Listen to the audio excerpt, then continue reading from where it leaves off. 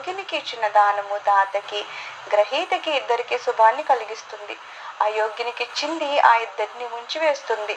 రాతి నౌక కూర్చున్న వానిలో కలిసి మునిగిపోవున్నట్లు అయోగ్యునికి ఇచ్చిన దానము దాతను తోడుగా తీసుకొని నరకానికే వెళ్తుంది.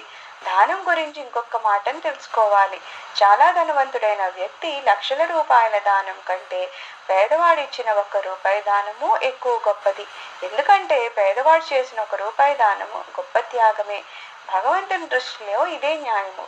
ఇలా కాకపోతే పేదవాళ్లకు ముక్తి అనేదే కలగదు. ఒక రాజు తన ప్రజలతో కలిసి తీర్థయాత్రలు చేయడానికి బయలుదేరాడు. మార్గమధ్యంలో ఒక వ్యక్తి బట్టలు లేకుండా పడి ఉన్నాడు. చలి కారణంగా అతడు కొంకర్లు తిరుగుతున్నాడు. రాజు యొక్క ప్రజల్లో ఒక రైతు ఉన్నాడు. అతను తన 2 దోవతల నుండి ఒక దోవతిని ఆ వ్యక్తికి ఇచ్చాడు. దాంతో ఆ వ్యక్తి ప్రాణం దక్కింది. రైతు దగ్గర కట్టుకోవడానికి ఒకే దోవతి మిగిలింది. వారు ముందుకు వెళ్ళగా అక్కడ చాలా ఎక్కువ ఎండ ఉంది. కానీ వారు గమనిస్తే మేఘాలు వారిపైన నీడను ప్రసరిస్తూ వస్తున్నాయి.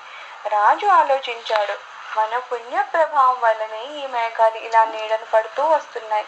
తర్వాత వారు ఒక చోట ఒక వనంలో విశ్రమించారు. మళ్ళీ బయలుదేరినప్పుడు ఒక మహాత్ముడిని అడిగాడు, రాజా, ఎవరి గొప్పతనం వల్ల ఈ నీలి మేఘాలు ఇలా నీడను పడుతూ వస్తున్నాయో మీకు తెలుసా? దీనికి రాజు ఏ సమాధానం ఇవ్వలేకపోయాడు. అప్పుడు మహాత్ముడు, మంచిది,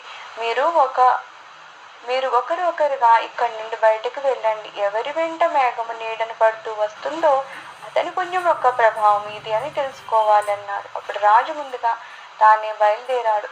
తర్వాత ఒకరొకరుగా అందరూ బయలుదేరారు. కానీ మేఘాలు అక్కడే ఉన్నాయి. అప్పుడు రాజు అన్నారు, వెనక ఎవరున్నారో చూడండి. సేవకులు అక్కడ ఒక రైతు పడుకుని ఉండడాన్ని చూశారు. అతన్ని నిద్రలేపి వారు రాజుగారి దగ్గరికి తెచ్చారు. అప్పుడు మేఘాలు కూడా అతనితో నీడ పడుతూ కదలసాగాయి. అప్పుడు మహాత్ముడు అన్నాడు, ఇది ఈ పుణ్యాత్ముని పుణ్య ప్రభావమే. రాజు ఆ రైతును అడిగాడు, నీవు అంత పుణ్యం ఏం చేశావు అని. మాటి మాటికి అడుగ్గా రైతు, నేను వేరే పుణ్యం ఏదీ చేయలేదు. ఇప్పుడే మార్గమధ్యంలో నేను నా 2 దోతులు ఉన్నప్పటికీ ఒక దోవతిని చలికి కొంకర్లు తిరుగుతున్న ఒక వ్యక్తికి ఇచ్చానని చెప్పాడు. దాంతో మహాత్ముడు రాజుతో అన్నాడు, రాజా, నీవు చాలా దానం చేస్తావు, కానీ నీ వద్ద అపార సంపద ఉంది కాబట్టి నీ దానము 2 దోవతుల్లో 1 దానం ఇచ్చిన దాంతో సమానం కాజాలదు అన్నాడు. ఈ విధంగా దానం యొక్క రహస్యాన్ని తెలుసుకొని దానం ఇవ్వాలని చెప్తున్నారు.